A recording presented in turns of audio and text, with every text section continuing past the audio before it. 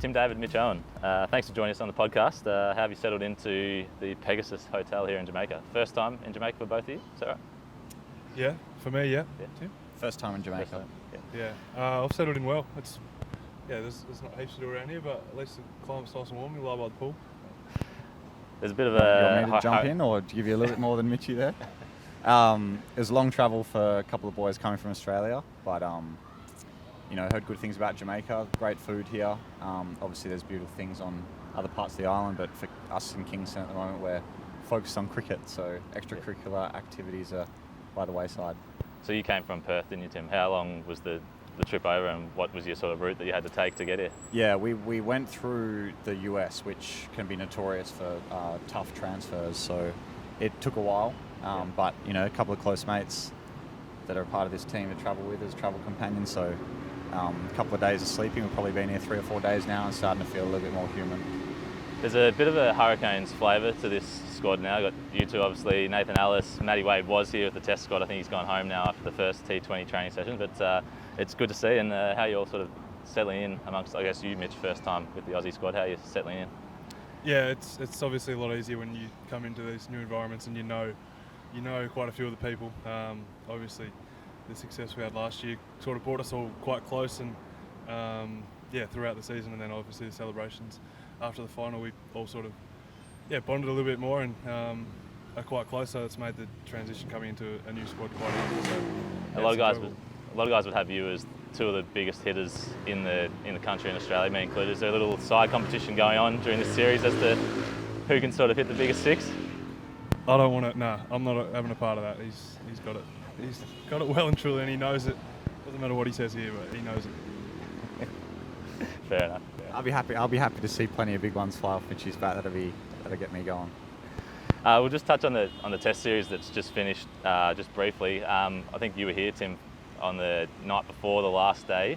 Did you see the 27 all out, and where were you for that? And were you as in disbelief as what other people were? Yeah, we came down to the ground for just a little bit of a gym session, try and get a sweat on, try and get a little bit of the flight out of our system, and the game finished while we had to cut our gym session short because they bowled them out for 27, which was obviously a phenomenal performance, and great to watch.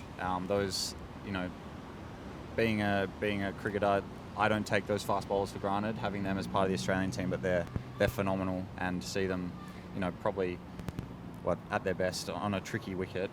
They were talking about the seam on the pink Duke's ball being pretty big, and they made it talk. So that was a phenomenal finish, and unfortunately we didn't get to finish our gym session. We were in the rooms pretty swiftly after making sure the boys were well hydrated.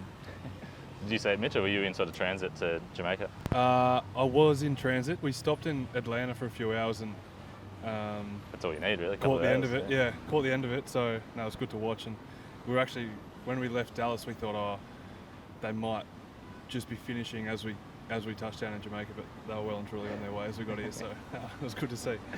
Tim, you've played a lot in the Caribbean, obviously not here in Jamaica, but World Cup, CPL. You've signed on again this year with St. Lucia Kings, I believe. It must be great to have another Hurricanes player here. And what have you sort of told Mitch about what to expect from playing in the Caribbean? Yeah, I think it's exciting for Mitch because it's his first time in the Australian team. So your first series is special. And he's at the start of his career, so I'm sure he's going to have a lot of experiences playing in this part of the world, whether it's in other formats. But I suppose, unfortunately, I've got a little bit of experience of playing over here, T20 cricket in the Caribbean, and Mitch's game suits up well to this style of cricket that's played over here. You can't be relying on the pitches being good. You need power to score at times, and you have to back yourself. So Mitch has been playing super confident cricket, which powered us to a BBL title that many months ago, but he's been doing it continuously throughout across the world, and so it's an exciting time for him to come in. Not much advice from me. We actually haven't batted together very much because I'm normally down underneath in the change rooms under the stand in Bellerive, and Mitch is hitting him on the roof. So I come up in the second half of the innings to watch. If I've got small pieces, I played against a lot of the guys in the West Indian team, so if Mitch wants to know stuff, he can ask me, but I definitely won't be forcing anything down his throat. Mitch, it's been a big few months for you. Life sort of changed since the start of the BBL season in a way. BBL, SA20 into PSL, into an IPL stint, and then Major League Cricket in the US, where you were MVP of the entire tournament. You sort of still pinching yourself as to how quickly it's happened? Yeah, a little bit, I guess. Oh God, since Big Bash, it's all happened so fast, and it's sort of just been on the go. So it's hard to have had time to sit back and reflect on sort of what the last 6-8 months has looked like. But it's cool. It's super exciting. It's what I've always wanted to do and always dreamt of doing is play cricket around the world. So yeah, I guess I'm just taking it each tour at a time, and just trying to stick to my process and stick to what has worked over the last 6 to 8 months, and just trying to learn from each opportunity and experience. 313 runs and 14 wickets for Washington Freedom in the MLC. It seemed like you were playing a bit more of a bowling role as well. Did you enjoy that? Yeah, it was a lot of fun. Unfortunately, we had a few injuries early on, so I don't think it was a plan for me to have that much of a role. But it was nice to come on through the middle overs and play a role. And it's the first sort of bowling role I've had to do in a team. So it's something that I didn't expect, but was happy to be able to help out the team with.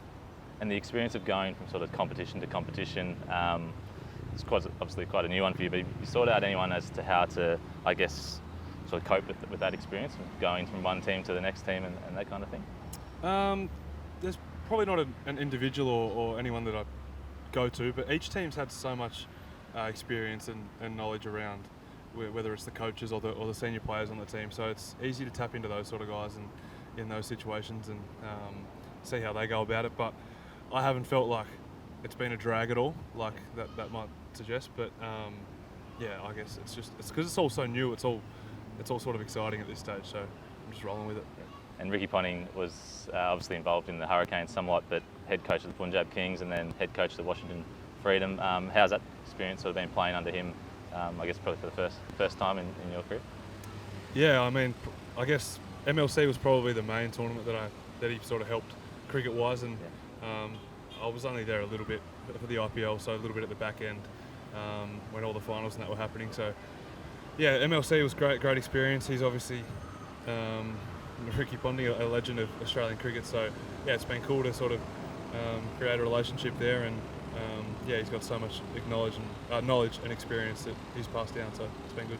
And your role here for Australia, if you get an opportunity, I imagine will be opening batting. What sort of the discussions have you had around that with, I guess, the coaching group here?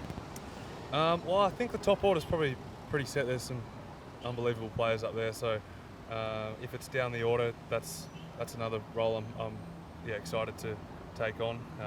To be honest, it doesn't matter where it is in this team. If I can get a game, I'll be super happy. So we'll just see what goes on. Tim, you obviously played with MI New York the last couple of years, but bit of a different sort of lead-in last few months for you. Obviously picked up a hamstring injury at the back end of the IPL, but how was that IPL, I guess, and being part of that maiden Royal Challengers Bengaluru title side? Yeah, it was a great IPL experience. To have success winning the trophy was incredibly satisfying, and to be a part of that team, I had a great time. I felt like I was playing really good cricket. A lot of things I'd worked on in the lead into that IPL played out in the middle while I was batting, and that brought me some success personally and helped the team at times. So that was really satisfying. To get injured at that stage, you just can't do much about it, and unfortunately that injury was a little bit worse than initially thought. But I was over there when the boys got the job done at the final, and it was great to be a part of that. So. To win a franchise's first trophy. The last 2 tournaments I've played, Hobart Hurricanes and RCB, we've won trophies. So,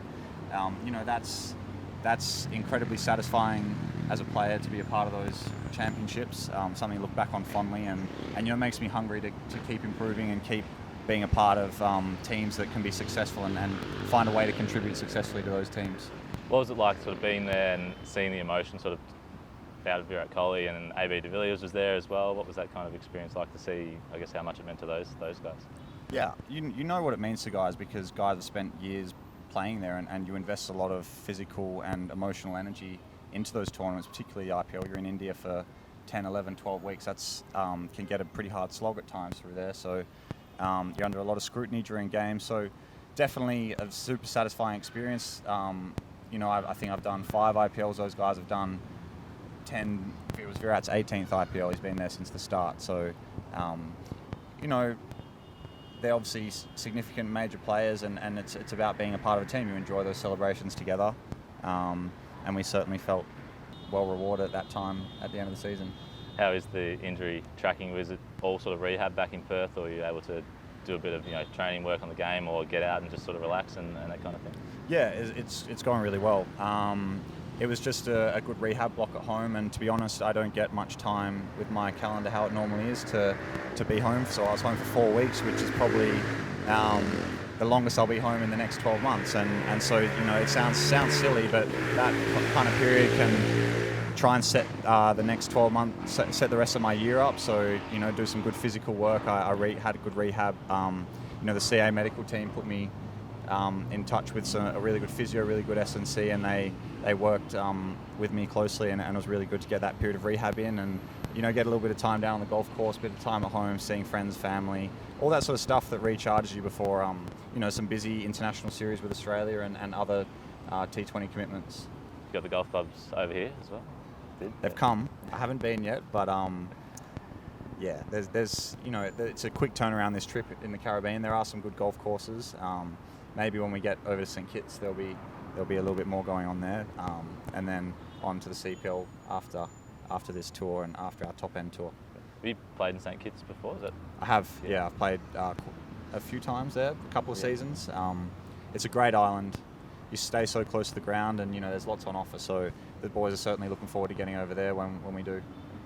Now, you're one of the more experienced guys in this T20 squad this time around. A lot of familiar faces, but guys that haven't necessarily played a lot together before. What's sort of the excitement levels like amongst the group to sort of get a new squad together and sort of gel within a team? Yeah, I think that's the nature of how these series can be. At the back end of a Test series, some of the senior guys that have been a part of World Cup squads, they go and have rest. They've been busy, playing Test matches, and it's a super exciting period for younger guys that are getting their first experiences of international cricket to come and get their chance to compete, and we get a chance to play games together. So that there's a little bit of passing some of my experiences on so far, but I still wouldn't say that I'm an experienced player. I know what I want to get out of myself, but there's still a lot to achieve. So I suppose the way it would be framed is that we're leading into the next World Cup, and we're trying to find methods that are going to be successful in that World Cup. And it's important for the guys in the team to understand what that looks like, what their roles are going into that. And I think the other part is that we just get such a great opportunity to be a part of this Australian cricket team.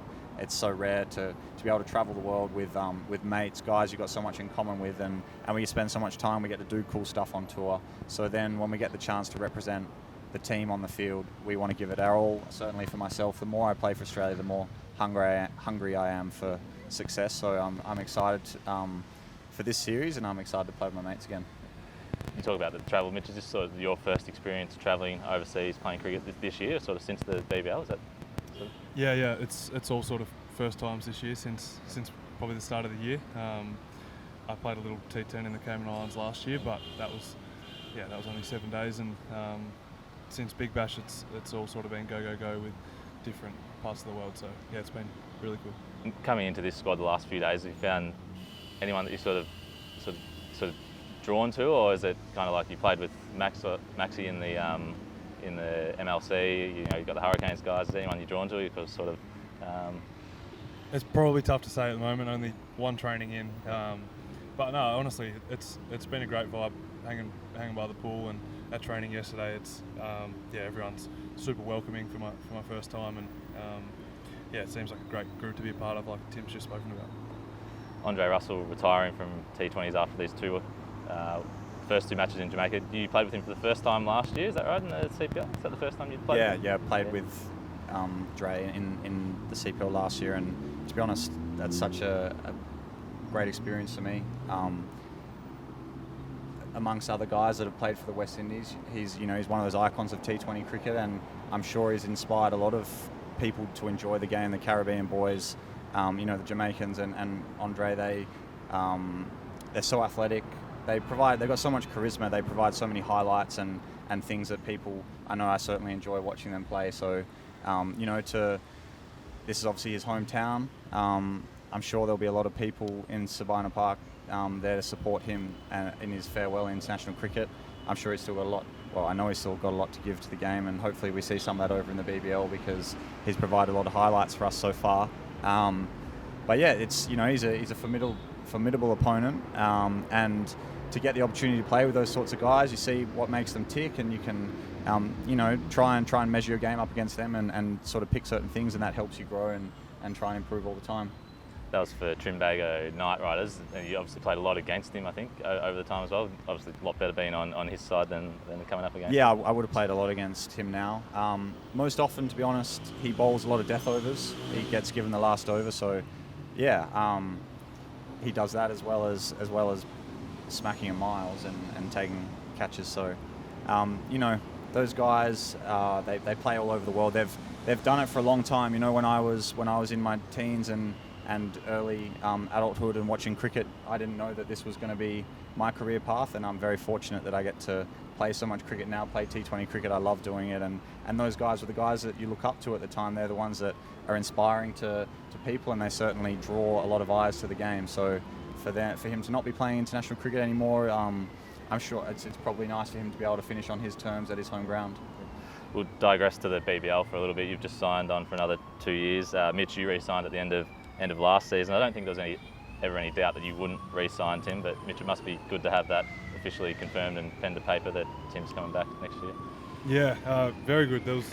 Obviously, I didn't know if he was going to sign either for a little bit, but I was confident that he would after our success last year, and I'm just glad that we've got that whole crew staying, and obviously the addition of Bo Webster as well and Jake Weatherall is. Yeah, we're gonna have a lot of fun this year, hopefully. You mentioned those two coming in. You obviously lost Caleb Jewell to the Renegades, but it's a remarkably similar squad to last year. So you guys must feel pretty confident about how, going into a new season, how you'll fare and chances to go back to that. I think it's really important that you, I think Caleb's actually quite a big loss, because for homegrown Tasmanian cricketers to be playing for Tasmanian cricket teams is really important. Obviously, sometimes it can be tough for a smaller population to fill out a whole squad, so that's why it's so exciting that we had Mitch, we have Riley, we had Caleb, Wadey.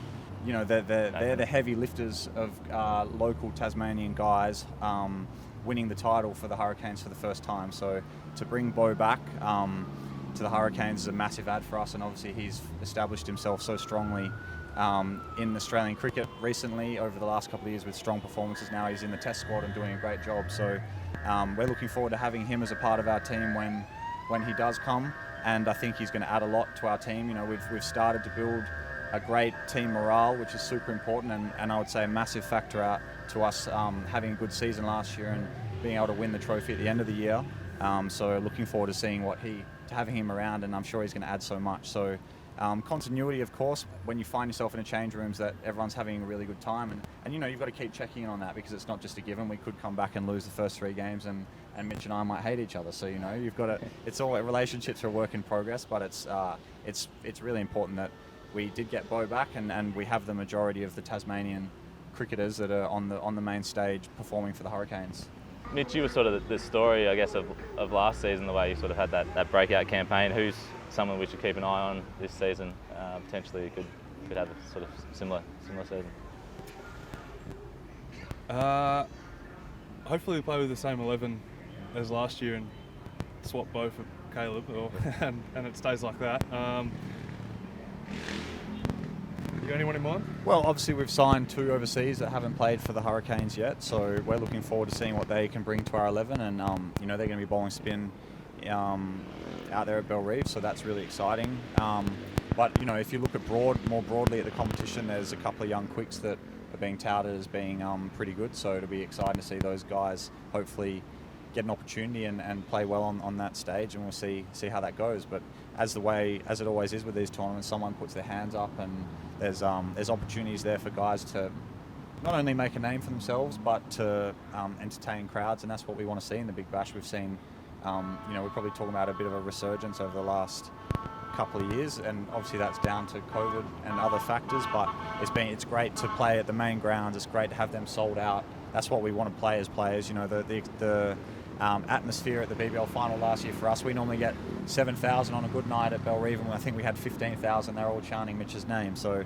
that's an experience that you remember, to fill out a ground like that at Bellerive. And, we want to be playing at packed grounds. So you want to see homegrown local talent, and we want to see the best overseas players. Did you keep an eye on the Guyana Super League while it was running? Benny McDermott obviously got some runs. Billy Stanlake back in the action after fracturing his shoulder last season. I think you were sort of targeting that as sort of a... Yeah, I was always planning on playing that series. Then obviously the dates got pushed back a little bit, so I could only play a couple of those games. But the nature of the injury that I had, everything had to go right for me to come on this tour, and thankfully I'm here, and hopefully it continues to go right. But yeah, playing for Hobart at the GSL was just a bit of a stretch, and I wasn't quite ready for that. So yeah, it's a shame because Guyana's a tough place to play cricket. You look at the Guyana team; they're probably favourites over there. They've got a probably even stronger team than their CPL side is. So they've got a lot of homegrown boys, a lot of passion there, and good experience for those Hobart boys to play yesterday in front of a packed crowd in Guyana. That's one of the toughest batting pitches when it gets slow. Benny McDermott's been over there scoring runs, so that's exciting to see. And obviously Billy had a great impact for us last year as well. It was a shame for him to get injured, but for us to have that level of bowling ability in our squad is a massive factor in us being so strong last year. 5 important T20s obviously coming up here, but what's sort of the lead into the home summer look like for you, Tim? You've obviously got back for the top end series, back here for CPL, and then sort of back to Australia, I guess, for BBL. Yeah, it's a bit of a tight turnaround going from leaving here and going back to play the Darwin series at home before coming back again, and it's a lot of travel. So from that perspective, CPL, the 2 Australian series, which will be great, some great experiences. Looking forward to getting up to Darwin with this group after this series. Then CPL, that'll go through to kind of mid-September. Then we've got a series against New Zealand. We play some T20s against them. Then there's a little bit of time, and then I think India come for 5 T20s. India come for a white ball series, which is always great to have India playing against India, and I don't think I've played them at home yet, so that'll be nice to have them touring, and that's a good series for us to measure where we're at as well, because they're obviously such a strong powerhouse now, especially in white ball cricket. And then after that, there's a little bit of franchise cricket in the UAE, so I'll be up there just preparing for the Big Bash, getting a lot of practice, trying to get time in the middle out there, and get ready for another great tilt at the BBL season, and looking forward to that time, because being home over Christmas is being in Australia over Christmas is such a great period, and there's some exciting new golf courses in Hobart that one right next to the training facility as well. If you guys put this on there, hopefully they see it and encourage us to come play there. That's a pretty hectic 8 months, and then obviously a World Cup in India and Sri Lanka at the end of that, sort of cherry on top. Mitch, what about you? It's obviously get an opportunity here, try and do as well as you can, and then get onto that top end series, and obviously New Zealand as well, and potentially India. Is that the plan? Yeah, I mean, I'd love to get the opportunity there, hopefully do well here and get given that opportunity, but if that doesn't happen, then obviously games for Tassie, both one-dayers and red ball leading into Big Bash, and that's about it, so that'll be good. Yeah. Well, we're running out of time, but thanks very much for joining us, guys. We'll let you go, but all the best for the series ahead against the West Indies and the summer back home in Australia. Thanks very much. Thank you. Thanks, Jack.